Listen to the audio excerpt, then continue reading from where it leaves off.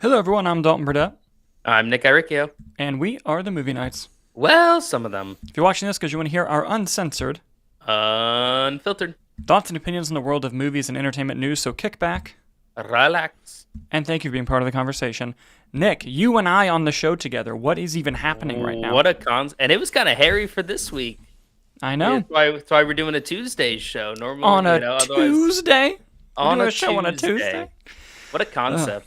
What a concept. Been a while since we dropped shows on Tuesdays. It But has guys, in case you're wondering, the reason why we're doing a Tuesday show is because this weekend we both are doing insane, crazy things. I have to go to New York because my dog is famous, apparently. And there's just tons of stuff going on, and we figured we didn't want to have a bye week, so we wanted to do the show at some point this week, and today was the day that it worked out, so here we are. We do have an exciting show for you guys. There were some interesting news stories that dropped. However, I did want to go ahead and let Nick give an explanation as to why he left the message that he left for you last week when I did the show with Adam, who did a great job, by the way. Nick, any thoughts on your own words? Yes, this is a joke every time, except for what I said to Adam. Um, few things to address about this. One, I appreciate you saying that we both have things going on this weekend. I'm just shifting into PTA mode. All right, we got one battle after another, so I just blocked my weekend off. I mean, as you should. Two, for those tuning in, I'm Nick Iricchio. As I see on our live stream, I'm currently Oh, Adam shit. Not Sandler. So shout out to Adam Not Sandler, Adam Sardonius, who came in and stepped in for me there. That's And what happens just, when you don't fix that. and that's just, that's completely fine. The wonders of live streaming, right? Hold on, let me see. You don't need to do that. That's fine. Hold on, I just want to see if I'm smart enough to do it. Guys, the live stream's about to just crash completely as he Oh tries yeah, to it's do this. the whole thing's going down. But no, I was out of town, so again, shout out to Adam for filling in. You can check out his pages, Films for Breakfast. It was a wonderful show you guys did. It kind of honestly made me nervous about my job security, if I'm being honest with you. But Boom, we got it done mid-show. That's crazy, wow, guys. that's I pretty can't believe I did impressive. that. I'll tell you what, though, we really did go back and forth a lot about getting this Tuesday show going. But good Lord, the news that dropped and the trailers and just the mass hysteria of fan bases. There's a lot to talk about from Marvel and from Star Wars, if you hadn't guessed from the thumbnail you clicked on. Oh, yes. Oh, yes. Good points all around, and let's get right into it with our little breaking news that happened just hours ago. Nick, weeks ago, you and I had been discussing kind of our theories as to who could be villains showing up in the new Spider-Man Brand New Day film. We had heard rumors that there was going to be like a montage of sorts, including a bunch of villains, and one of the ones that were suggested during that was Tombstone, considering that he is a villain that we haven't seen in live action, but also that they had just used him on the Your Friendly Neighborhood Spider-Man TV show, and typically Marvel likes to do kind of synergies with these things, so we were all kind of sitting there thinking like, Tombstone could be a possibility. Well, Deadline has officially confirmed today that Tombstone will in fact appear in Spider-Man Brand New Day, and it's going to be played in live action by the same person who voiced him in Across the Spider-Verse.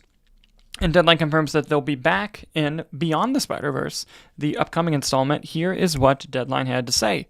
Marvin Jones III to play crime boss Tombstone in Spider-Man Brand New Day. While production on Spider-Man Brand New Day has been paused for a week after Tom Holland suffered a concussion on set, whoopsies, casting on the project continues as Marvin Jones III has been tapped for the role of Tombstone, sources tell Deadline. I believe he's a musician as well. Reps for Sony declined to comment, which means it's true, and reps for Marvel couldn't be reached because they doing Doomsday in London, baby. Jones comes to the new live-action Spider-Man after being tapped to voice Tombstone in the Oscar-winning Into the Spider-Verse, as well as the threequel Beyond the Spider-Verse, which is where they confirmed that. Now, I'm excited by this. I think this is very interesting. I think Tombstone is a very interesting villain. It's a villain that, if I'm not mistaken, wasn't Tombstone also part of the newer Spider-Man games? He was, yeah. He was in Spider-Man, the PS4 game, and then I believe they were both PS5 games. I'm sorry. Spider-Man 2, I believe he has like a side mission, but he was like a full villain in the first one. Yeah, so, clearly Marvel has been kind of letting the audience know who are unfamiliar with the character in comics and other mediums, like putting him into new media like the video games, like your friendly neighborhood Spider-Man, kind of getting the word out on Tombstone and on who this character is and getting you familiar with them, kind of almost to tee up this live action appearance. I think this is an interesting idea. I think it's a cool character. I'm looking forward to what Marvin Jones III can do in the role. I don't know how big the role is, and Deadline didn't seem to know how big the role is. It could be just part of the opening montage like we mentioned, or maybe it could be, more in-depth or more of a side character, kind of like how Tinkerer was in Homecoming and whatnot. But yeah, I'm very interested to see how that goes. Any final thoughts before we move on that? No, it's very exciting. I love that sort of synergy of having animated actors play the same thing. That's an approach that James Gunn has been very vocal about taking with the DCU. So it's interesting to see kind of Marvel going with that. I know this is a Sony production, but he's got an excellent voice. Tombstone didn't really have a whole lot of lines in the Spider-Verse movie, but if you just listen to this guy talk, I mean, good Lord, what a voice on him. He is a rapper. I did look that up. He goes by Crondon. That's right. I don't know how to pronounce it, but yeah. No, very exciting, very interesting addition to the cast to just say, it just keeps leading to, well, one, it's the best time to introduce Tombstone, especially like you've just listed with all the media. I think that the Friendly Neighborhood Spider-Man version is one of the best interpretations I've seen of the character. I love that arc. Big agree. I love what they're doing with Lonnie as a character. To me, I think he was the standout of that. And it really does seem like they're kind of building a lot of parallels with that show and this universe now with the introduction of Tombstone. There's been rumors that Michael Mando's Scorpion's going to have kind of a similar look and feel to that. So it's very interesting kind of to see that synergy going on between the shows as well. But I think they've always kind of pitched that Friendly Neighborhood Spider-Man as like a loose what if type thing. But no, very exciting. Yeah, no. It was originally going to be MCU canon, and then when they were developing it, they were like, "Man, we're really hindered by doing that." So they just let him do like an Elseworlds kind of thing, which was very fun. But what do you guys think about Tombstone being officially confirmed to be in Spider-Man Brand New Day? Let us know in the comments as we move on to our trailer thoughts. Guys, so many trailers happened just from Friday to today. Enough to warrant talking about them. And not just the Mandalorian trailer, which we're going to get to shortly, as that's our main topic, but we also have these. Welcome to Derry has released a new trailer, and if you watch this show for any period of time, you know that I am excited for this show. But I wouldn't say that I was kind of, it's must-see day one, I have to watch it. After this trailer, dude, I am watching this as soon as it fucking drops. I may even send my obligatory email to Warner Brothers for them to tell me, absolutely not, you can't get this early. But I might be worth it. It might be worth it at this point. As you give some thoughts on it, I'm going to have it play briefly so the audience can see what we're talking about. Yeah, this was something that was on my radar. Obviously we've been kind of reporting as new information's come out about it.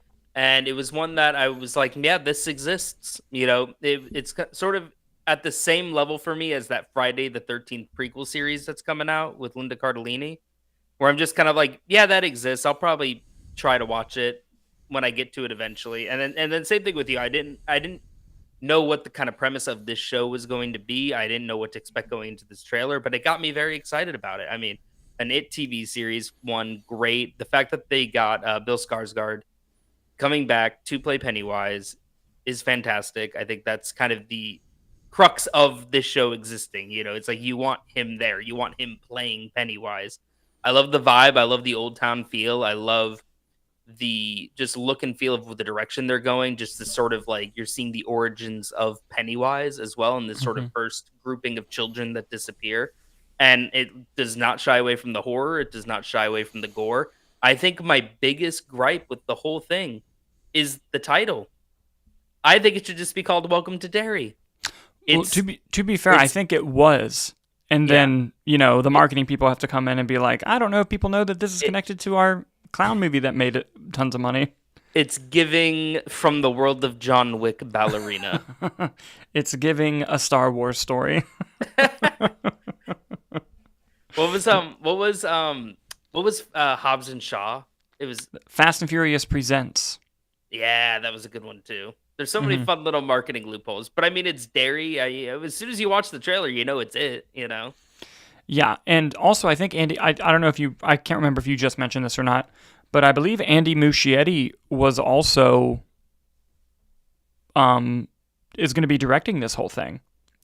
Yeah, no, everything came together for me. It's when I see something like this compared to like The Flash, then I'm like, all right, Andy, I'm watching you for your Batman movie, but Hmm. like you're on edge. Yeah, no, it's one of those things where I think Andy Muschietti is a good director, and sometimes a lot of what he does can just be kind of. It's not even just him. Like there are just a lot of directors where when you give them a certain opportunity and it performs to a certain level, it hits a certain pop cultural moment, and then it just can't exist outside of that. Like I don't even think The Flash is a bad movie, which I've said on the show many times. I think it looks horrifically ugly, but I think the movie itself is good. But you have the Ezra Miller drama, you have the DCEU. Literally, we knew by the time The Flash came out that it was all going to be rebooted. Like, and it was just like one of these things of just like this exists in a weird vacuum of like what is Well, going on here. I again, I don't think he's a bad director. I really Mm-hmm. love both It movies, quite frankly, and this looks great. And I do like elements of The Flash, but I agree with your thing of that the movie looked ugly, and I don't want a Batman movie looking ugly. True, true, but I don't know. I don't want any movie looking ugly, quite Yeah, frankly. But just the gothic scenery of Gotham, the fantastical elements that you can bring into it. I mean, Matt Reeves is the Batman with Robert Pattinson is absolutely gorgeous. And right. even just going back to the Schumacher movies were not. I Batman Forever is my favorite, but they looked fun. They looked lively. They They look looked gorgeous. vibrant. They look good. The set design, production design to help Batman Forever, I think, has a Oscar nomination for production design. I don't want Cinematography. cinematography. I don't want an ugly Batman movie. Even the ugly and worst Batman movies still look good. To me, though, I think it's not a him problem because the It movies look great. I think, and even Mama, that movie he made, looked good. I think it was more indicative of making a big VFX movie during COVID. Because look at all the movies that came out during that time, whether it be Doctor Strange 2, No Way Home, The Flash, like all these movies that were coming out during that COVID era. And The Flash came out in 2023, but it was being worked on like way like in the middle of COVID, and I think that may have had something to do with it. I'm not trying to excuse how it looks because it looks bad, but I'm with you. I don't want the movies to look ugly either, but I'm hoping that that's not his fault, which we'll see. Mm-hmm. But guys, what did you think about the It Welcome to Derry trailer? Let us know as we move on to this wild fucking trailer, and that is for The Bride. This film has been making a lot of headlines ever since it was announced, really. It's directed by Maggie Gyllenhaal, stars Jesse Buckley as the Bride of Frankenstein, and Christian Bale as Frankenstein. And, we heard that it was kind of an interesting, radical take on this story, and really didn't know what to expect until the trailer came out today. But here's what I'm going to say, Nicholas. This movie looks so fucking cool, I don't care how much money it loses. And make no mistake, I think this movie will lose a lot of money. However, as I just said, oh my god, it looks cool. It looks so cool. I'm so excited for it. I watched this trailer and I was like, all right, it's giving Baz Luhrmann Romeo and Juliet a little bit. In the best way, complimentary. Complimentary. I mean, that is the highest form of praise. And that just excites me greatly. It excites me greatly. What were your thoughts on the trailer?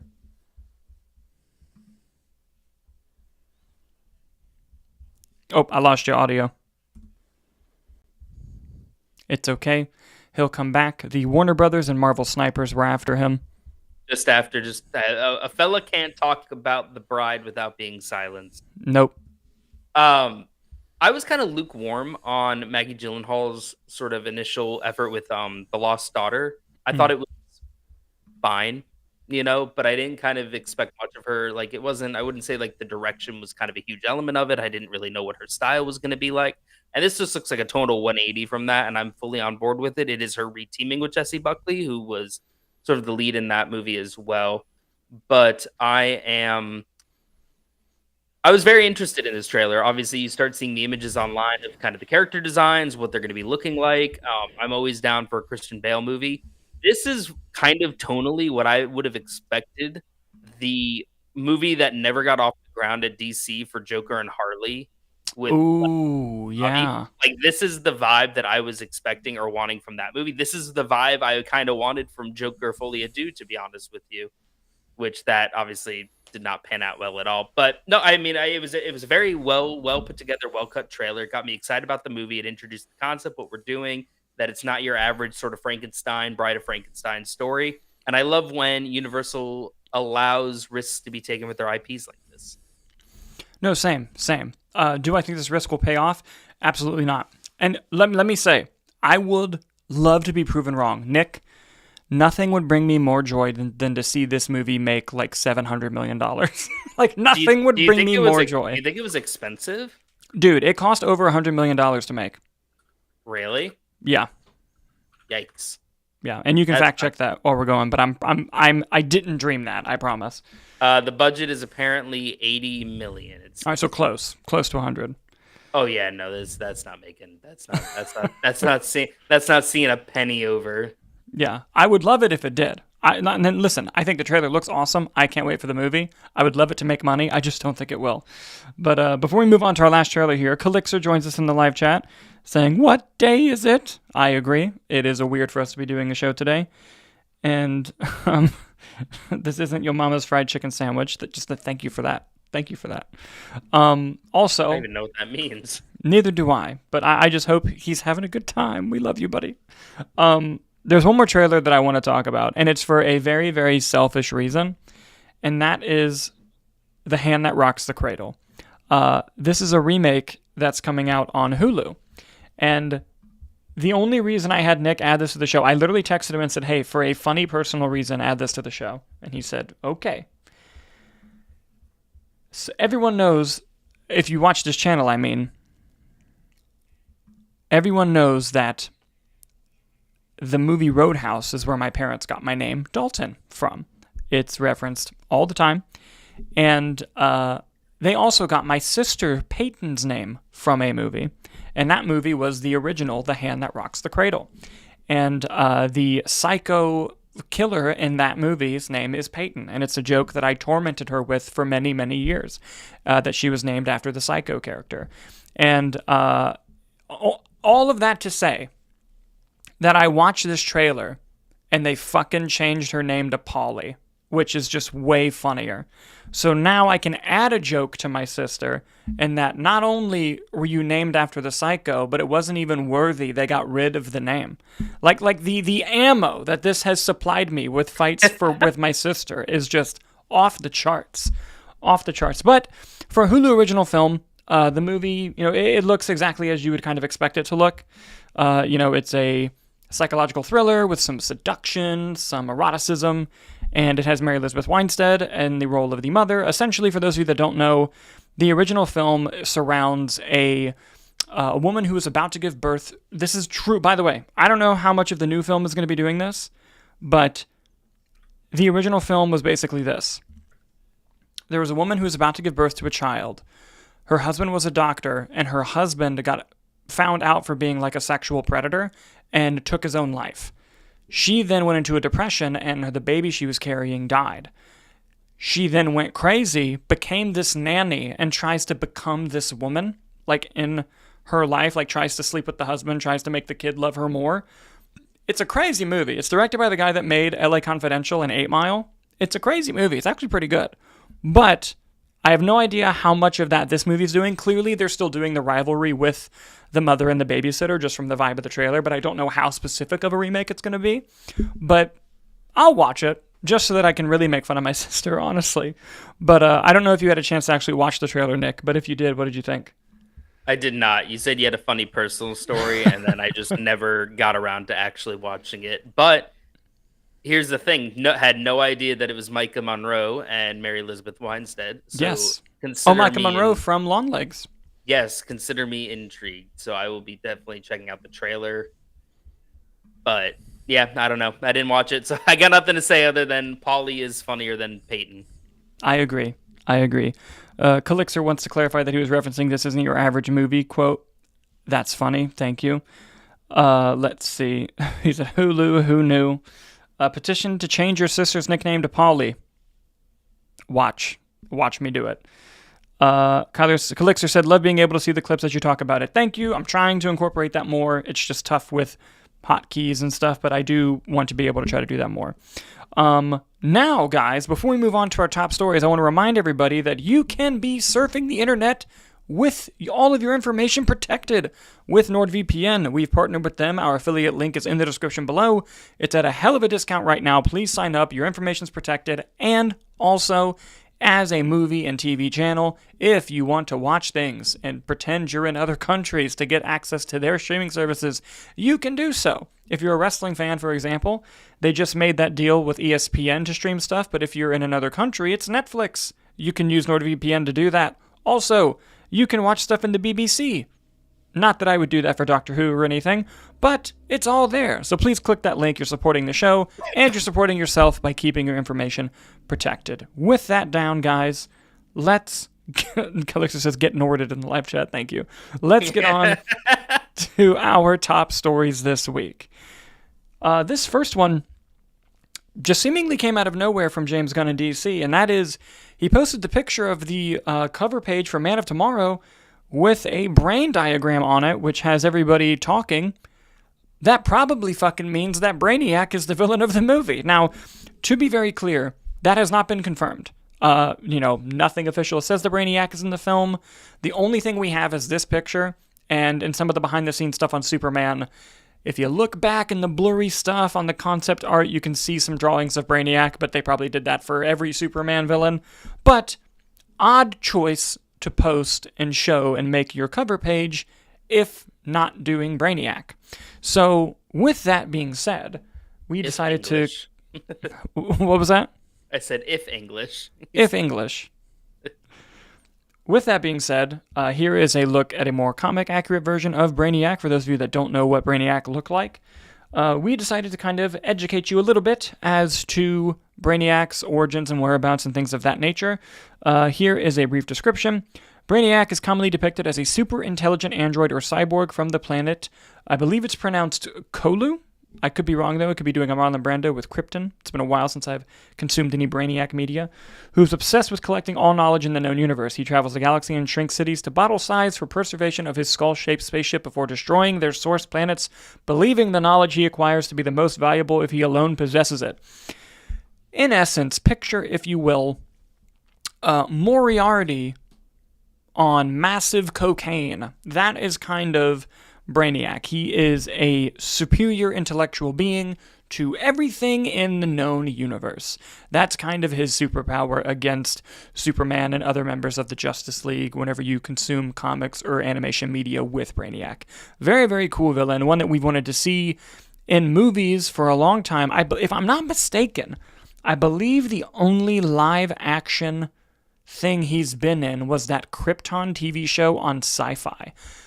If you even remember that existed. But I'm pretty sure they did a version of Brainiac on there. I wouldn't be shocked if he showed up on any of those Superman shows, though. Like maybe he was in Superman and Lois, too.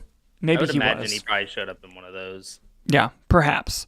But I'm pretty sure he was in Krypton because I'm pretty sure it was all over the internet of holy fuck, we got live action Brainiac. And I thought it was Krypton. I could be wrong. Wasn't there I could entirely be pulling this out of my ass somewhere, but wasn't there some Superman movie that was gonna have Lex Luthor and Brainiac fused as kind of one, like a Two-Face type thing, or a switching head growing out the back? Did I make that up out of nowhere? I don't know.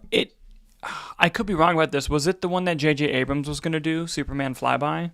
Was that it? Maybe. I don't remember. I just know that there are a lot of unmade Superman movies, so that's not entirely out of the realm of possibility. Not at all. I'll have to find that. I feel like that was something that was rumored for a movie there. But he shows up a lot, too. Sorry to interrupt. On animation. He was just actually in the most recent season of the Harley Quinn show. And it was on that. Oh, you never watched it? Oh, it's a very, very funny take on Brainiac, which I dug. He's got a little pet monkey, and he's kind of going through a depression spiral. It's very hilarious. It's sad, but also very funny because it's the Harley Quinn show. And there's an animated show. My My Adventures with Superman, Mm-hmm. which was a show that season 1, I was like, I don't know about this. And you can kind of tell they gave him like they were not allowed to use anybody, basically. It was all weird versions of characters. And then Jack Quaid voices Superman in it. And in the second season, they actually had Brainiac. And I absolutely loved their interpretation of Brainiac, which was that Brainiac was the AI of his ship that kind of like an Ultron type scenario, right? Where he kind of got this human thing, but he has all of the knowledge of Krypton because he was Superman's ship's AI. That was her name. Oh, that's cool. And he was like robotic. It was an awesome take on it. I really liked that.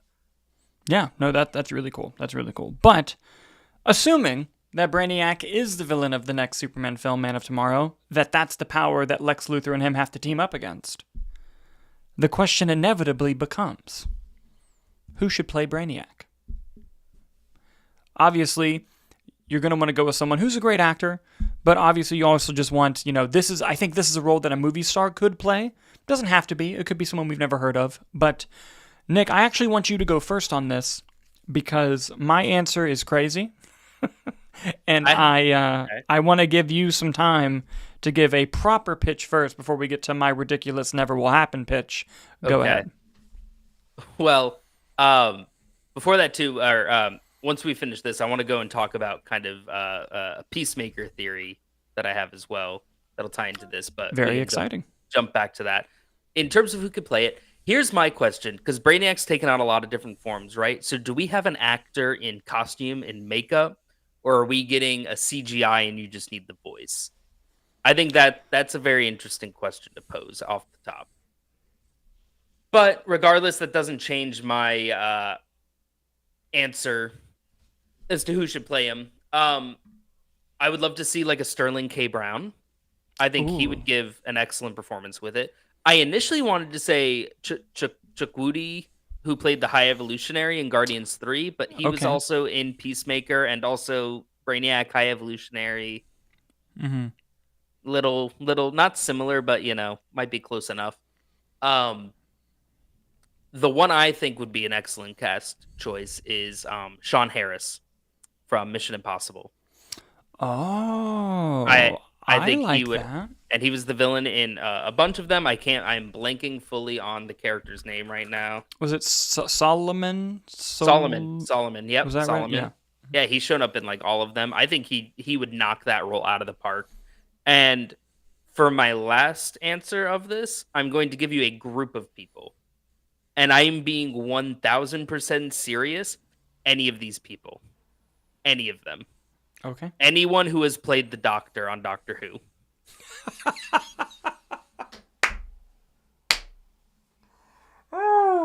Listen, technically the Suicide Squad's not canon, so you can throw Capaldi back in there. Give me Jodie Whittaker Brainiac. I've lost your audio. Come on back. They keep... Of that, though... They're silencing you. Peter Capaldi, because I'm speaking the truth. I think Peter Capaldi would be an excellent choice for it. I really do. I think Eccleston would really chew that up. And I think Matt Smith would also knock it out. I think out of all the Doctors, those three. But that's where I'm at. Calixer brings up a good point. He says, give me John Hurt. Excellent pull with the Doctor. However, he unfortunately passed away, so he can't do it. But AI. Really going on Brainiac, yeah. No, but speaking of actors who are passed away, Tony Todd would have crushed this, by the way. That would have been an insane casting. He does the Venom voice, too, in the Spider-Man 2 game. I'm like right into his introduction there. Mm-hmm. Ooh, what a voice. Yeah, and I put it up on the screen earlier, but Calixer said that the show was a nice surprise and that he left a work party and then was surprised by the show and said, thank you. Of course, Calixer. Nick, my answer's not realistic. I know this, but I'm going to go for it anyway. Would you agree that there are certain points in actors' lives where after they've established themselves really well, being known for a certain type of thing, they then can take the risk of working on a movie that's really outside their comfort zone, but is obviously going to be a big paycheck for them. And they're like, you know what? It's an interesting filmmaker. My kids or grandkids like the first movie. Whatever. This isn't going to hurt my career at this point. I'm going to go do this. Would you say that happens? Yes. Rest in peace, Robert Redford. But he said that is why he did Captain America: Winter Soldier. Correct. And I'm thinking, Christian Bale, Thor: Love and Thunder as well. Yeah. Ooh, Bale would be good. There's an actor who, as soon as I say it, you're going to know who I'm talking about. There's an Meryl actor Streep. who, that's funny. There was an actor who was doing an interview recently where it had been assumed that at one point this actor was retired. And in the interview, he said, well, I'm no longer going to be avoiding roles if they come my way. Like, I wouldn't consider, he's shaking, he's like, I wouldn't consider myself retired anymore. Oh yeah, I'm going there. Nick, I'm doing it. I'm doing it. What if, for no fucking reason, Brainiac is played by the GOAT, Daniel Day-Lewis? What if Daniel Day-Lewis plays Brainiac? Nick, how many tickets does it sell if they do an image and it's him in makeup mixed with CG and it says Daniel Day-Lewis as Brainiac? People would go, what the fuck? And everyone would go watch it. It's never going to happen. I'm not a stupid man. He dipped out. That sounds like a 30 Rock bit to me, doesn't it? Listen, it does. It does. And I'm not saying it's going to happen. I know it's not going to happen. I'm just saying. I don't know why I thought you were going Denzel. Mm-mm. And then you said retired. What? Answer me this. Answer me this. Would he not do well? He would do fantastic, but it's Daniel Day-Lewis. You know what I mean? Wow. If you didn't bring up the point of like the retiree and just like wanting the money, I mean, fucking what? Marlon Brando was Jor-El. For no reason whatsoever. They put him in the goofy outfit. I feel like Daniel Day-Lewis, though, he's too... I do think he thinks he's above it. I think so, too. Regardless of the paycheck. I don't think he wants... And I think James Gunn's a great filmmaker. I loved Superman. I have all but positive things going into Man of Tomorrow. I don't think he would take a big swing to have that little, like, blip on his career. But here's my thing. They start shooting the movie very soon. Like, next year they start shooting this movie. If this movie he's in, an enemy comes out, and everyone's like, yo, the GOAT is back. We're back. And then he follows it up with this. That would be crazy. I'm just saying. But do you think it just is so outlandish that it just might work? No. Like, do you think it's a thing? Like, it would never even come across his desk, let alone come across like James Gunn's mind of like, well, that's just not even within the realm of possibility. I'm not even going to try to shoot my shot here. Like, that's a hard stop. No. Daniel Day-Lewis is Brainiac. Okay, but listen now. But now that you've said it, I'm trying to think of other villains because I think Daniel Day-Lewis could probably play anything, right? I think that is genuinely the one I would be most interested in seeing. I don't know who else he could play to that level of that, like, like I think he could eat that up.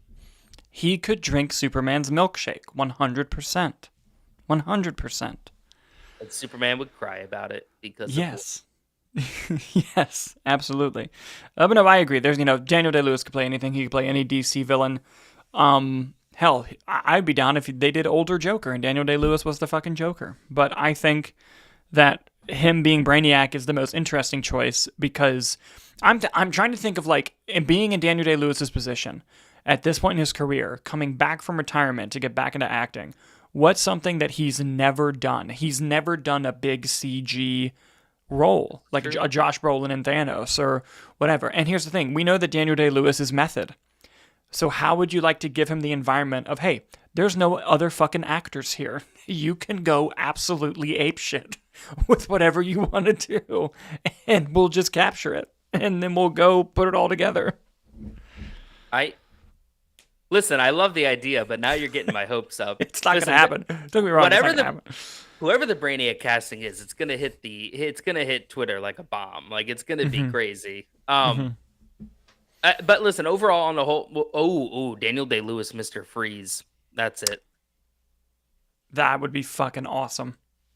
Honestly though, Ray Fiennes, Mr. Freeze. Ray Fiennes, Brainiac. That's good. Mads or Lars Mikkelsen, Brainiac. Any Mikkelsen, any Skarsgård. I think it's very Daniel Day-Lewis Scarecrow. I don't think it's within the realm of possibility for Daniel Day-Lewis to play Brainiac. I think he would crush it. But I'll give you this. I wouldn't say that it's a 0% chance. You're telling me there's a chance. I'm giving you like 1%, but I'm not going to sit here because you brought up a good argument of the like retirement, not being in retirement, maybe just wanting to make a bunch of money. I think it depends on the story. If there's an interesting story, if he sees in him with the character, and if they just get him right, But I think it just answers the question of what is really this movie, Man of Tomorrow, going to actually be about. From what we have, the rumor that it is Brainiac, to Lex and Superman going to team up to other characters. I want to pitch you my theory. Yes, and is this the Peacemaker theory you wanted to circle back to? It is, yes. Okay. Unless you have any more fan castings. No. Go ahead. I think that after we've done all this fan casting right now for Brainiac, I think Brainiac's already been cast. Okay. And I think that Brainiac is going to appear toward the end of Peacemaker. And because James Gunn has said several times that Peacemaker directly sets up Man of Tomorrow. Now, I don't think this is a big role. I think it's a tease, but I think it's a tease that we see the actor get confirmation as to who's playing the character. And part of his thing is trapping the universes, trapping cities in these glass bottles. And I think that's how you get kind of Peacemaker back into the fold. Is we know right now that Peacemaker's in a specific universe. There are theories online about what is going on in that universe, which I don't want to go into in case, just for spoiler reasons, because I do think it's 100% true. And I could see this sort of ending in a way where Brainiac bottles up that city that he's in, bottles up that universe that he's in. And I think that's kind of where we leave off Peacemaker Season 2 is with that to be continued into Superman. I can buy half of that theory. I can buy that like we see it get bottled up or we see Brainiac teased. I don't think the actor appears. Because I think James Gunn has to be very careful as to what he puts into a very adult television show. Where I think you can have Peacemaker cameo in Superman like he did, because he can still say Peacemaker things that aren't exactly swearing and sexual. Like he can say like, these dudes are just jealous that they're not as buff as me, and that's still very much in character. But if you have Brainiac make his first appearance in Peacemaker, and that gets online, suddenly a bunch of kids want to go watch Peacemaker. And I think he's been very deliberate at avoiding that mistake, and I'm not sure it's worth that risk, if that makes sense. But what happens if we get like a Superman cameo in Peacemaker? Like full-on David Cornsweet face? Not, I think you run into the same issue. I think so too, which is why I don't necessarily think Superman or Lex is going to be in it, which some people think Lex is going to show up with the Belle Reve. I'm not entirely sure even that's going to happen. So do you think that this was strategic as to why like maybe like Guy Gardner was included in it, because he's going to show up in Lanterns, which is also an MA thing. So allowing that character to sort of make that transition over, you think it was kind of like a stepping stone? I think so, yes. Because it's easier. Like you can put the Punisher in the next Spider-Man movie, but putting Spider-Man in a Punisher movie has bigger implications for your audience. Does that make sense? Bless you. Thank you. Jesus. No, I mean that's fair. So, but you could buy that maybe something happens with Peacemaker in reference or correlation to Brainiac, just not seeing Brainiac as a character. 100%. All right. Well, that is my my Peacemaker theory there. That's what I've got. Bless you. You know, the wonders of a live show. You get to sneeze on air. People get to see you. Actually, they don't have to. I'm cutting to you. They can. Oh, my back. I got to pander more about Brainiac. Pander. Pander. No, I'm very excited. I'm actively looking forward. I've been enjoying Peacemaker season 2 a lot just while we're talking about it. I can see how he says it's setting up. I really think that these multiverses or the whatever you called them, you cut to my solo yet don't mute. I find that funny. A smarter man would have muted. So we're just hearing you sneeze in the background. But I think that a big part of Peacemaker season 2 and a big part of Superman were these portals that Lex had. And I could see even that having bigger implications, and maybe that's the tie into Brainiac. You know, there was a black hole that existed within one of these pocket universes. So I could see Brainiac kind of existing within that. I think that, I mean, I wouldn't even count out like the return of like Superman's clone, like a Bizarro clone there showing up in it as well, being one of that, like a Brainiac henchman. Maybe Brainiac picks up that Bizarro Superman and sees him and finds the universe and comes out that way. I'm just curious what the story or what the narrative drive is to bring specifically Superman and Lex together instead of having other people handle it. That's what I'm most interested by. Interesting. I'm not done sneezing. Hang on. Yep, that's fine. It's gonna, guys, live on a Tuesday. My body doesn't know what to do. His body's shutting down on it, but... Woo. And we lost your audio in the middle of my sneezes. Guys, the show's off the rails. But don't worry, Nick is coming back after James Gunn sniped him. Chaos. I wouldn't be even shocked if the whole premise of the Superman Man of Tomorrow is that they are trapped in one of those glass containers, one of those things that Brainiac has. I don't know. I'm very excited. It's about time Brainiac got his due in a movie. I really do. It's a very recognizable character in all of Superman's, lore. There's been tons of Superman movies, but they always take the time to establish Lex first as the villain, and then unfortunately they just sometimes never get off the ground with more sequels or bigger threats come into play. So it is nice to see Brainiac finally getting his moment. I agree. And again, if it is Brainiac, it's a photo of a script with a brain on it. He has a brain villain. Seems to me that's what we're hinting at. I agree. If I have to sneeze again, I'm sorry. I think it's done. But we're gonna keep moving forward. Oh, we got some good stuff here. Hannah said bless you in the live chat. Thank you. That's funny. Samar is in the chat. What's up, buddy? Hey, Samar. How you doing? He says, what up, though? Y'all think Gunn can handle Brainy between me and you? I'm salty because now he gonna get that noise that he... Sorry, I'm 80 years old. Brought Brainy to the big screen. Never seen Brainiac in live action before. Now we got the dog barking. Answer that. I think he can handle Brainy. I really do.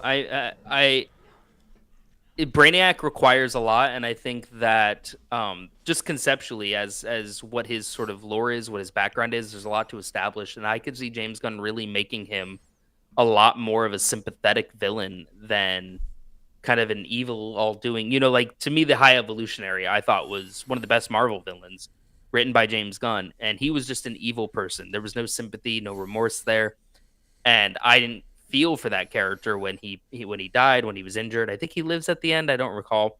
But I think that Brainiac is a very interesting choice, and I think there's a way. Brainiac doesn't need to be your big evil bad. There's a way to do it in a sympathetic way. Where you have empathy, where you feel for the character and understand the villain. And to me, sometimes those are the best villains. And I think that James Gunn's proclivities, the Guardians were the spunky, they weren't bad, but they weren't good. They were kind of that morally gray. And then, we have a second season of a Peacemaker. It's one of the biggest shows, and he was a villain, but he found that heart, he found that emotional core that makes it work. And I think he for Brainiac. For sure. Samar also adds that he was in the Krypton series in 2018. I did not make that up. I knew it was coming from somewhere. He adds, the reason I'm salty is because I didn't enjoy his movie a lot, save from considering it by just the Justice Gang, which I thought was going to hate, but was awesome. But Superman himself was a wimp in animation since the 90s, except for Legion of Superheroes in 2006. Now it's spread into live action with the Gunn movie. I'd say it's a bit of an over-exaggeration. I don't think Superman was necessarily a wimp in the Superman movie, considering the only person he lost a fight to was a clone of himself. But I kind of see what you're saying in terms of making him a more human, sympathetic character than kind of the, OP character that a lot of people view him as. But I thought the movie did a good job of actually humanizing and making him more relatable. And I think that now that you have that human connection to Superman, having him go up against Brainiac is actually like an intellectual villain, kind of like Lex Luthor. It's something he can't punch his way out of, which is harder to defeat. Last thing, and then we'll move on to our main topic story. Hannah wants to know, Nick, how do we feel about James Gunn showing up on Big Brother? It was the most I Love Big Brother one. It was just the most random appearance that I was not expecting. And all of a sudden, he's just coming out, and he's a super fan, been watching from season 1. He knew his stuff. He was giving his commentary on the season. It was just, they've been doing this show, Big Brother Unlocked, which is supposed to be like this, ancillary show, like kind of news, just catch up, other clips you haven't seen. And he was the host or the guest star on that episode. And just to see him coming out on the stage to talk Big Brother when I'm just very much in my Marvel, DC, my nerd bubble here, and then Big Brother's kind of like that guilty pleasure off to the side, and all of a sudden just seeing those two worlds merge and collide, I was very confused, but very happy. Funny enough, James Gunn also showed up on a funny crossover in my life, because that I'm a massive stand-up comedy fan.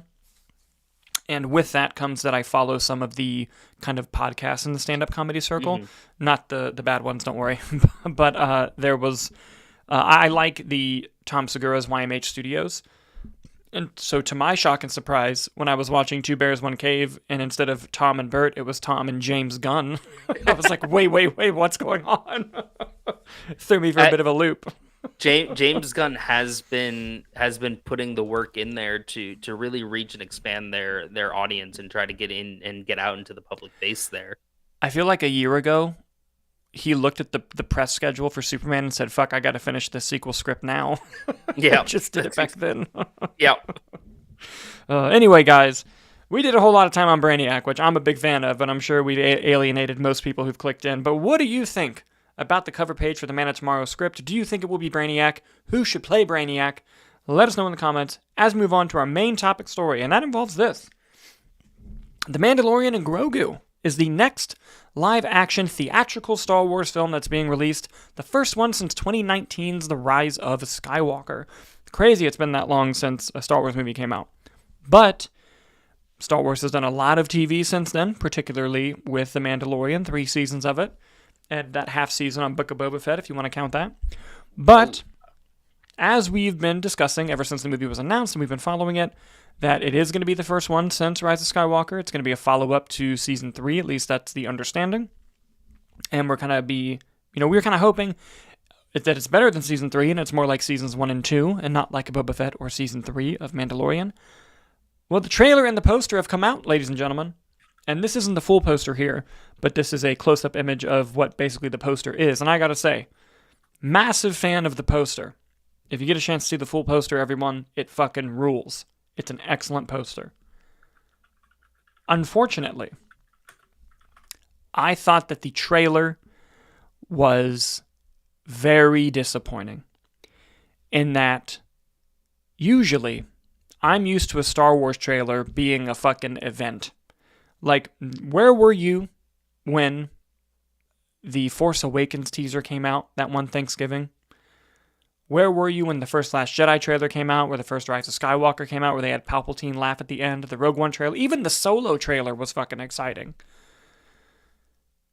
This trailer came, and I didn't feel the excitement I normally feel, but I'm like, you know what, maybe once I click play, it'll come. I clicked play, I watched the whole trailer, and I thought to myself, just looks like another episode of the show. And then clicked out of it, and went back to work at my day job. Didn't even talk about it in the office. And typically I'm the annoying guy that walks around showing people trailers. I didn't even feel compelled to show the trailer. That's how kind of underwhelmed by it I was. And don't get me wrong, it doesn't look like abysmally horrible or anything. Like, it looks like The Mandalorian. It looks like exactly what you think it looks like. I think the fear, or not the fear, but the hope, rather, the opposite, was that when we get this movie, the trailer was going to show us why they made this movie. Like, what story do you have to tell that's saved for the big screen and not saved for the show or like a series? And when I watch the trailer and it just looks like not even a glorified episode of the show, it just looks like the show. I was like, oh, all right. Like, I didn't expect there to get story like it's the teaser trailer. It's months away. I believe it's next May it comes out. So, like, I understand, like, not giving everything away. But again, and I really don't know how you feel about it. We've only discussed it briefly. I just feel like really let down by the trailer. And it almost feels like they've kind of shot themselves in the foot with their first Star Wars movie in a long time. And you can just feel the lack of energy and passion that this franchise has now compared to 10 years ago. What do you think? I completely agree. I saw the poster. The poster came out a few days before, or the day before, or something like that, and I was like, "Oh, I love it. I dig the vibe. I'm all about it. It's something that I've been excited about, just because we haven't had a Star Wars movie in theaters in a long time, and it may, John Favreau's coming to direct this thing.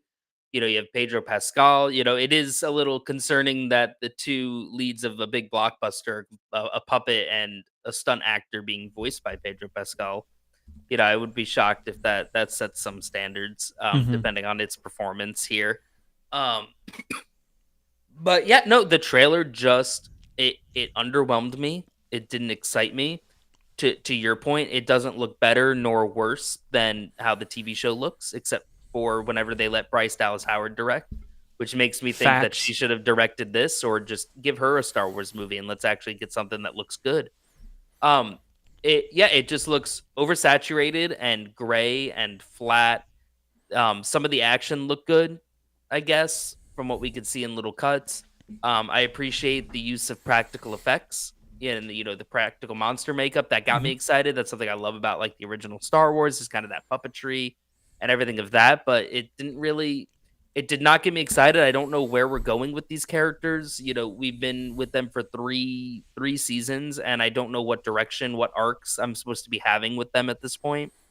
Outside of like, hey, look, we're in Star Wars.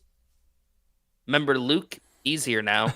Ahsoka? Oh, Boba Fett. Like it feels very, very just repetitive beats at that point. And they tried to do some interesting stuff, but just, again, it's just, I don't know what we're doing. And at this point, I don't know if the companionship was cute at one point, but it's like, what are we doing? Why are we doing this? And is it going to be just a mission? Is this serving a greater narrative purpose within the Star Wars universe? Or did they just say, oh, Jeremy Allen White won't do a series, so let's just make his 2 episodes that we wanted him for into a movie as Road to the Hutt, which I hope he wins the Oscar for Deliver Me from Nowhere, and then has to go promote Mandalorian and Grogu as Rota the Hutt. Yes. But, I mean, what the big moment of the trailer is an AT-AT, an AT-AT falling off a cliff. That's how you end your trailer? That dramatic slow motion that we've seen 1,000 times? Like, come on. I expected more. To say I'm disappointed is saddening. To say that I'm shocked that I'm disappointing is unfortunately not true. I am. Yeah. I'm not shocked that I was disappointed. Yeah, no, I know what you mean. And by the way, here's the poster. I love the poster. I want that to be very clear as we continue to talk about this. This poster is amazing. I want it on my wall badly. But yeah, no, I agree with everything you're saying. And to me, and I think it would even be coming from a different place if season 3 of Mandalorian was actually good and not like, imagine if we were getting this movie coming off of season 2, like the season 2 finale. Like even just season 1, honestly. Yeah, we'd be in a completely different place mentally for a bad trailer. in this case, a lackluster trailer is detrimental to the hype of the movie. Like the second trailer for this movie, Nick, has to be one of the best trailers we've ever seen. Like it has to be like an unbelievable trailer. And I think they fully realize that now based off the reactions online, which have not been positive. I think that they know they need to do a better job marketing this movie. And I mean, you have a great director with Jon Favreau too. Mm-hmm. I mean, Chef is one of my favorite movies. There's something to be said about him stopping making blockbusters to make a movie about a guy who finds the art in the small and wanting to go back to his creative roots. And then now we're doing Mandalorian and Grogu. But, I just report the news. I don't comment on its irony. Yes, but fair. No, that very disappointing. Do you think we actually get Pedro Pascal in the movie? Yes. Yeah. Do you think we get a substantial amount of Pedro Pascal, or do you think it's like the obligatory scene? Obligatory scene. Yeah. Yeah, I don't think we get him a lot. I'm going to play some clips from the trailer now. But can I say something that's a little bit controversial? Yeah, of course. The Mandalorian, when it aired originally, was groundbreaking. It launched Disney Plus. It was a massive blockbuster budget on television. It was the use of the volume in a way that we hadn't seen it used. And I still contend that season 1 of The Mandalorian is the second best looking Star Wars show behind all of Andor. And it's just one of those things where, here's the controversial thing I'm going to say. Grogu's story should have ended with season 2. When Luke took him away. That should have been the last we've seen of Grogu for a while.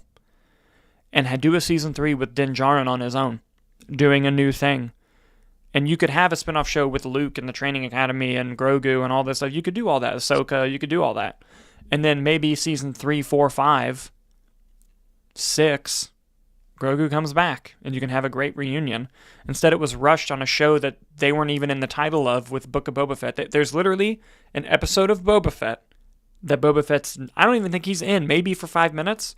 It's all just the Mandalorian reuniting with Grogu on a separate show.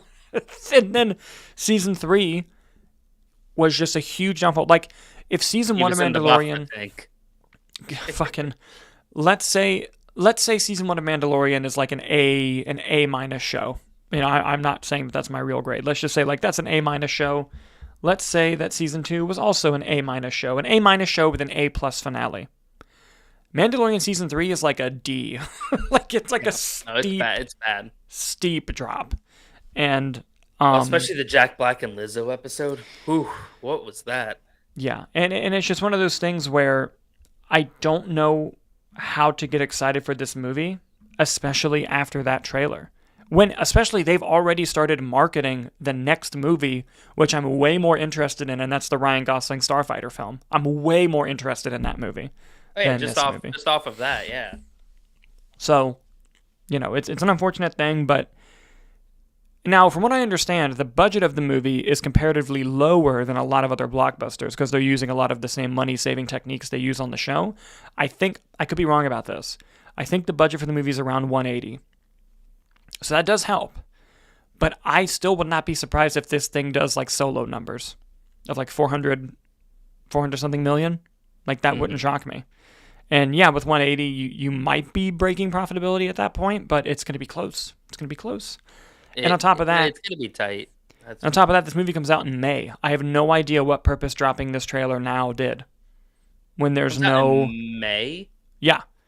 What when there's no like big Disney, like I would have expected this trailer with Avatar. Yeah, 100%. And see that exclusively in theaters with Avatar, right? Yeah. Yeah. I have no idea. Do you think they had something and felt overconfident just to be shot down pretty quick? Maybe. That might be it. But anyway, clearly our attitude's very sad about this whole thing. But guys, what did you think about the trailer for The Mandalorian and Grogu? Did you like it? I'd love to see what you thought. If you actually thought the trailer was great, let us know in the comments as we move on to the B-roll section of our show. This is the section where we have some little quick news story topics that we don't have time to dive into fully, but still thought were worth talking about. Before we get to the first one, I just want to remind you that our short film Quiver is on Apple TV.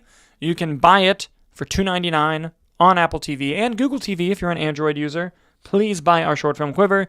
Support us, support the channel. We had so much fun making it. The festival run is now over, and it now belongs to you. Nick, for the first B-roll, I'm going to let you handle this. And that is this. Bowser Jr. potentially could be in the new Mario Galaxy movie. This is all you, buddy. Give us your excitement. This makes me very excited. So this is a rumor. I do want to clarify that it is a rumor. However, it's based off of, I believe, a leaked toy image that was then copyright claimed on YouTube by Super Mario Galaxy, and the image was exclusively of something relating to Bowser Jr.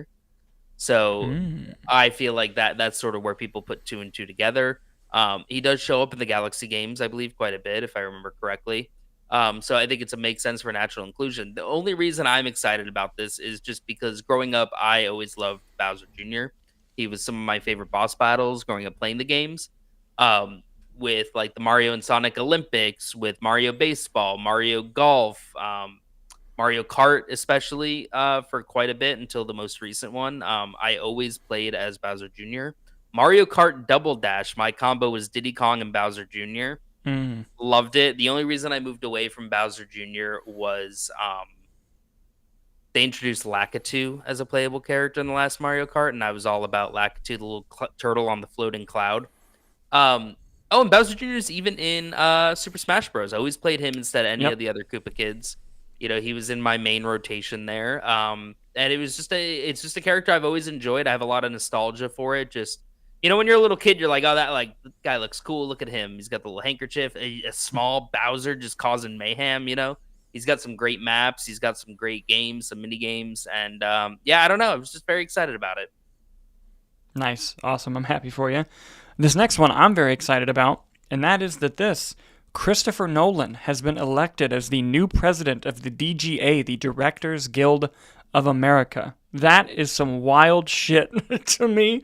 I love it. I love it. I don't think this will affect him directing movies at all. I think he'll still be able to do both excellently. And if there's going to be anybody who puts a stop to fucking AI in movies, it's going to be this guy as the president of the DGA, which is why I'm really excited about it. So what does like the DGA? Do you kind of know what they handle? Like, what is Nolan's like actual role in this? Yeah, so the DGA, the Directors Guild of America, is the main directors guild in Hollywood. If you want to direct a movie that has any sort of budget or any big studio backing, you have to be a member of the said union. The DGA fights for protections for directors from just like the SAG union for the actors does. It's the director's version of that. If there's anything that happens to a movie where like for example, Justice League, the whole Zack Snyder situation, the DGA had to come in and watch that movie and decide that enough of it was directed by Zack Snyder to where he gets director credit, but they'll give Joss Whedon writing credit. Like, that's what the DGA does, is they go through and like do things like that. If there's ever a discrepancy or something that happens on a movie and there's a director dispute, the DGA, it's up to them to decide how it's handled.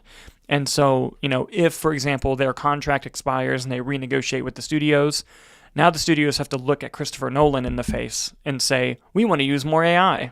And how dumb will they look saying that to Christopher Nolan? So that's going to be really, really interesting and fun. But yeah, that's kind of a little backstory on that. Next up on the B-roll is a follow-up to a story we talked about a few weeks ago on weapons. And that is that Zach Cregger confirmed himself that the Aunt Gladys movie prequel is in development. He said, quote, "It's not bullshit." And he hinted that he may even direct it. And my thoughts on this last time, Nick, were I don't love the idea of this movie because I love the mystery of the Gladys character in Weapons. However, if Zach Cregger directs it, I'll be fine with it. So he hinted he'll direct it. So if that does still pan out, I will go from not excited to excited just because I love his work. However, I still remain kind of about it because I don't want the mystery revealed. But at the same time, I'm down for another great movie if we get one. How you feeling? Same as you. It was a character I didn't need answers to. I thought she came in the final act of that movie, and I thought it was just an excellent performance, a creepy performance.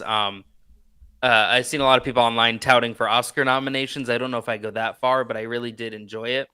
Fuck it, I Um, will. I hope she gets it.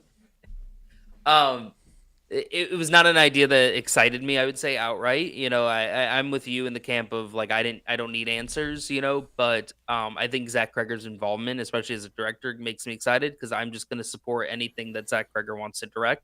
So if he has the in, if he feels the story is worth telling, because based on his films, I feel like he does have what I'm about to say based on the insane batshit stuff that's happened in both the movies he directed. I do think he, as a writer, he has a lot of restraint. So I don't Hmm, think that he would go in and tell this story if he didn't deem it worthy or necessary. that's fair. Um, and I wouldn't be shocked too if there was already like a 20-minute segment dedicated to Gladys within Weapons that he was able to expand into a feature. Yeah. That was maybe cut for time, for pace, whatever have you. I However think these there things was work. supposed to be a Gladys chapter in the movie, Eh, yeah. well, even so, I don't think you can write a character like that without having that backstory already fleshed out, even if For you sure. don't show it. So I think he already had a lot of the legwork run to it. It was probably like, well, do you have 90 minutes in you? Again, don't need it. Don't know if I want it. Zach Kreger directs it. I'm there. 100%. 100%. A couple live chats before we move on. Hannah, talking about the Mandalorian and Grogu, says, when I saw Grogu in the trailer, I felt nothing. I used to love Baby Yoda, but he feels so commercial and like a cash grab now that I don't like him anymore. It's sad to say. I kind of feel the same way. A little bit. They're kind of tripling down on the cuteness of him, and it's like, all right, I'm kind of over it. Like it was great when it first happened, but like, do something else. Well, it's like I what they feel did with you. Groot. Like we got a whole transition with Groot, Yeah, movie over movie with the Guardians of the Galaxy. yeah. No, Give me that. Give me gross teenager Grogu. That's what I that want. that's a great point. It's a great point. Samar, this is probably my favorite comment of the night. Samar says, as a non-Star Wars guy, I hope something good going your way because y'all deserve it after all these years. Thank you. Being a Star Wars fan is not for the faint of heart. But we have Andor. We have Andor. Being a Star Wars fan, Samar, is like being a Taskmaster fan. Like you gotta just you gotta just be happy with what you get sometimes. Yep. Yep. That's the case. That's the case. Guys, of course, we have the box office to get to at the end of the show. But before we do that, we're going to be revealing some images that, if they're even real, because there's some debate that they might be AI or fake, and with how good it's getting, it's hard to tell. But the reason why we're reporting them as real is because the person responsible for posting them has deleted them, and some people were able to connect that it came from an actual makeup artist from the set of Avengers Doomsday. So what we're about to show you are images, allegedly, from a makeup artist on Avengers Doomsday that, while it doesn't reveal anything that you don't know about what's been publicly announced, it still is showing you stuff that has not been officially been released by the studio. So, we're going to show this to you, and we wanted to do it at the end of the show to give you a chance to back out. So if you want to back out, you don't want to see anything about Avengers Doomsday, you're like, nope, I'm good, thank you. Thank you for watching, we appreciate it. You can always skip to the box office section whenever I add in the timestamps later. However, I do want to talk about this. These are the images that have allegedly leaked from Doomsday, with the caveat that they could be fake. They could be fake, but we just thought it'd be fun to bring this up because they circulated the internet for a while. One of them is confirmed 100% real, and that is this. This was some merch given to some of the members of the crew where you can see a whole lot of the characters that are in this movie. I mean, starting from the top left going right, you have Doom, Mr. Fantastic, Bucky, what I assume is Yelena, what I assume is Magneto, Beast, Ghost, second row, Thor, Sue Storm, Black Panther, Red Guardian, Professor X, Cyclops in the comic outfit, which, by the way, fuck yes. Danny Torres, Falcon, Cap America Thing, Shang-Chi, looks like M'Baku, Gambit, Nightcrawler, Sentry, Paul Rudd, Human Torch, Loki, Namor, Mystique, U.S. Agent, and Franklin Richards. So, why did why did they all get the comic names and then it's just Paul Rudd? because that's who he is. You called them all. Like even Thor didn't get Chris Hemsworth. It was Thor. Because I saw Paul Rudd and I just go, look, it's Paul Rudd. That's fair. what a read too. You nailed that. Good job. Thank you. But these next images are where it gets crazy, guys. So if these are real, God bless this poor person who will never work again. But these images have allegedly come out from Doomsday, and I don't know if you saw what I sent you on Twitter, Nicholas, but apparently there's a second batch of them, and I don't want to show that batch because if those images are true, there's something revealed in that second batch that's absolutely insane. Well, see, that's the batch that I was seeing all the AI allegations against. I really didn't. Was that second batch? Yeah, I didn't really see a lot against this one, unless you did. No, I just wanted to put the caveat out there that no, yeah, it could come out tomorrow. Yeah. You know, that wasn't true. But with that second batch, everyone was like, Here's the thing with the second batch, though. It does have that crazy character that I don't want to spoil, but it also has a character that why would they include that character too? Yeah. You know, why would a character that's confirmed in the movie that no one really cares about also be there? So it's just dang, if that's real, that's crazy. Anyway, I'm not showing that one just in case. In case. But it gets crazier than this. But guys, here's what we got. We have James Marsden getting some makeup up close for Cyclops. Down in the corner, we got Letitia Wright getting some for Black Panther. In the bottom right, you have Ian McKellen in the new Magneto getup. And then up in the top right, you have Robert Downey Jr.'s Doctor Doom with the scars on his face. I know it's kind of hard to see from there, but it's there. Listen, if these are real, that poor person who posted these, man. Oh my God. Kevin Feige probably personally snuck in the Kingpin when he killed Ben Urich and just. Well, I mean, here's the thing about it, right? The image too. If you match it with the confirmed merchandise on the image above, you do see a blue collar popping out of James Marsden, which would tie to the original X-Men outfit. Which again, awesome if that's real and that they're doing it, because he saw Hugh Jackman in the Wolverine and said, I can do that. I need my cyborg outfit officially. Letitia Wright looks like the same Black Panther suit. Same thing with Ian McKellen. It's a very Michael Fassbender-esque Magneto outfit. Yes. And in the image above on the sweatshirt, it is very much a similar one, should he be the face that has been covered with it. And same thing with Doom. I think my favorite costuming of the bunch, one, I love whatever white jacket Reed Richard had going on in that original image. Yeah. And sleeveless Thor. That's all we need to say here. But, I mean, it looks good. You get the close-up of Ian McKellen, right? Is that what you're on? Yeah, I'm going to do the close-ups now. Yeah. But, yeah, that was my thoughts. Yeah, it's pretty. And what's funny, too, is there was supposedly a leaked image of the Doctor Doom costume at an event in Disney Shanghai. And you had said a couple weeks ago, do you want me to put this on the show? And I was like, no, I'm not sure it's going to be worth doing on the show. I don't know if it's real. Well, from the few inches of the Robert Downey Jr. suit we see, it's the same. Yeah. So it's oh man, that's what that stuff. Honestly, that's the thing that made me think that the photos are real. I the scars. I was like, ooh, the scars look good.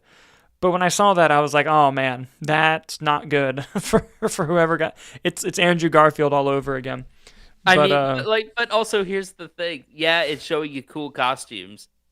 Is it really spoiling anything though? Those ones aren't.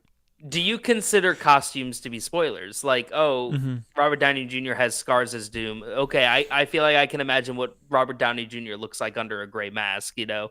I've seen Letitia Wright as Black Panther, and James Marsden is James Marsden. I think where it gets spoilery is just the fact that the studio's been very protective, and so when you get anything, it's what's that? What's that? And it becomes a thing. That's fair, but honestly, all it did was a movie that I've been hesitant on just because of the state of Marvel recently. It's something I'm trying to get excited about, and seeing these prospective costumes do get me excited. I do want to see James Marsden in the original Cyclops just as a fan. I want them to do Doctor Doom right, and I want them to have made the right call with Robert Downey Jr. 100%. And seeing these images, I'm trying to get that hype going with it. 100%. If I'm ever in a bad mood, I'll just throw that second batch in there, and then we'll break the internet. But guys, what do you think of those potential first look images for Avengers Doomsday? Let us know in the comments as we move on to the box office. The box office. Guys, this is one of those situations where you have to say, unfortunately, sometimes you gotta do it to them. And I say that because I went 5 for 5 on the predictions. Adam did get the first one right. Now, granted, this is not an insult towards Adam, because as anyone who watches this show knows, that's usually how I do. I get the first one right, and then I get all the other ones wrong. But it was his first time, doing the predictions. I've been doing the show for, 3 years now? I mean, more than that, technically, but, doing the box office with you, I've been right maybe 4 times. 5 for 5, maybe 4 times. So this is just a very funny coincidence. But, of course, we're going to be diving into it more specifically here. Let's dive into the box office from last week, shall we? Here we go. Number 1 was Demon Slayer. It had that 75% drop that we expected, but it was still enough for it to come in first place. Another $17 million on its second weekend. Him came in second in its opening weekend, making $13 million, under the $20 million projections after the poor reviews came out. You can see our review on the channel as well. It's not good. The Conjuring Last Rites came in third, making another $12.2 million in its third weekend. Downton Abbey, the grand finale, came in fourth, making $6.4 million in its second weekend, a 65% drop. And with a 47% drop, a good little drop, The Long Walk came in fifth, making another $6.2 million. A Big, Bold, Beautiful Journey in its opening weekend came in sixth, with only $3.2 million. Ouch. Yikes. Also not good, and you can see the review on our channel. Demon Slayer now has $556 million worldwide, 106 of that domestic. I don't have the budget here, but I can tell you that movie has made absolute shmoney for the studios involved, so good for them. Him now has $14 million worldwide total on a budget of 27. It is a low budget, so I would say if the scores were better for the movie, it could have legs and get there, but I have an unfortunate feeling that the movie's just going to fall off and die next weekend at the box office. But hey, we can hold out hope for profitability. Let's see how it goes. Conjuring Last Rites is officially the highest grossing movie in the Conjuring franchise. Congratulations to it. Has made $401 million worldwide on a budget of 55. That is 7.3 times that goddamn budget. You gotta love horror. You just gotta. Downton Abbey's made $60 million worldwide. I don't have the budget here, but I'm telling you, that's probably made some shmoney too. It wouldn't. Max, it's got to be like $50 million. So maybe it has some more to go. But I have a feeling it's for way less than that, considering it was made for TV all those years. The Long Walk now has $25 million worldwide on a budget of 20, so it's at 1.3. If it can keep those 40% drops and stay small, it could see theatrical profitability. We'll just have to see how that continues. I also wanted to pull up A Big, Bold, Beautiful Journey, which came in at $8 million worldwide so far on a budget of 45. Ooh. That is going to be a money loser, unfortunately. And lastly, something that Adam was predicting, The Senior from Angel Studios has made $2 million at the domestic box office. I don't have a budget here, but they tend to keep their budgets down, so it would not shock me if it's going to end up being profitable in the long run. So I'm there's shocked. that. I'm shocked at Long Walk's performance, just because I really thought it was going to have a lot stronger word of mouth based on just general audience reactions, cinema scores, just reviews I've been seeing. Yeah, I think there's a plethora of reasons for that. It might be that the movie also came out, because the movie is kind of a dystopian set movie involving some sort of not upfront in your face, but background political stuff. And it came out right as a big political thing happened in the world that shook a lot of people. And so they might kind of look at that trailer now and be like, I'm good. I don't want to go experience that right now, which also has me a little bit concerned for one battles after another's performance. But yeah, I do think eventually word of mouth will pick up, and I think this will be a streaming hit for sure. But we'll see how it does theatrically there. But now, Nicholas, it's the best part of the show. It's our predictions for next week. Oh, boy. You were absent last week, so you go first. God damn it. Why did I know you were going to do that? I'm I'm gonna go with. Is anything coming out against One Battle After Another? Let me check my handy dandy AMC app. I'm gonna go all in on One Battle After Another coming in first, though. You got to give it hope. I mean, I think DiCaprio still has the appeal, regardless of the movie there. But it is 2 hours and 45 minutes. That it is. That it is. I'm going to go. This is a tough one, honestly. Mm-hmm. Is anything coming out with it? Nothing major. I mean, Gabby's Dollhouse, the movie, but I don't know how. Oh, The Strangers Chapter 2, that box office sensation. Oh, shit. What? The Fathom re-release of Spider-Man.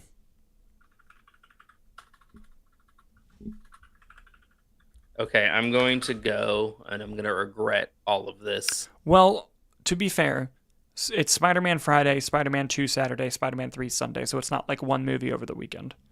Oh, that changes things. Mm-hmm. All right, I'm going to go. We're going a little bit nutty here. Let's see it. All right, I am going with. All right, I'm going with One Battle After Another. Okay. Coming in first. Then I'm going Conjuring. Okay. Followed by Him. Followed by Downton Abbey. Followed by Gabby's Dollhouse. Damn, dude. So you think Conjuring will hold, Him will have a big drop, and Demon Slayer is gone altogether. Oh, I totally forgot about Demon Slayer, didn't I? Mm-hmm. 17. But it dropped 75% from last week. Yeah, I'm sticking with it. I'll go. Well, I'm gonna replace Gabby's Dollhouse with Demon. Okay. So Demon Slayer in 5th. Here's what I'm thinking. Is Demon Slayer still in theaters confirmed? Let me look on my app again. Great question. You didn't catch that there? Because I feel like that's a big... that's a big if. That's a big if, isn't it? All right, let's see. Yes, it is. All right, yeah, I'm keeping that in 5th then. All right. Keep the streak going, Dalton. Fuck. I'm going to go One Battle After Another, number 1. Okay.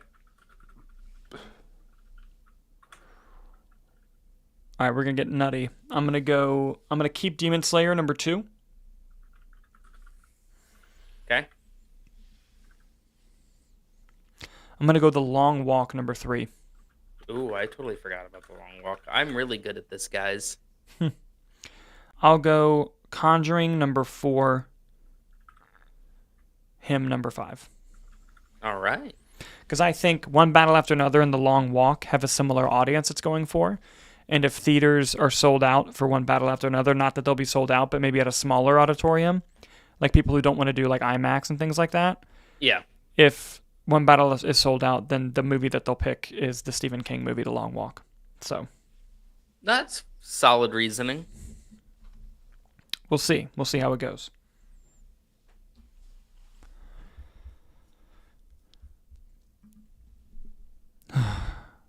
This job is hard.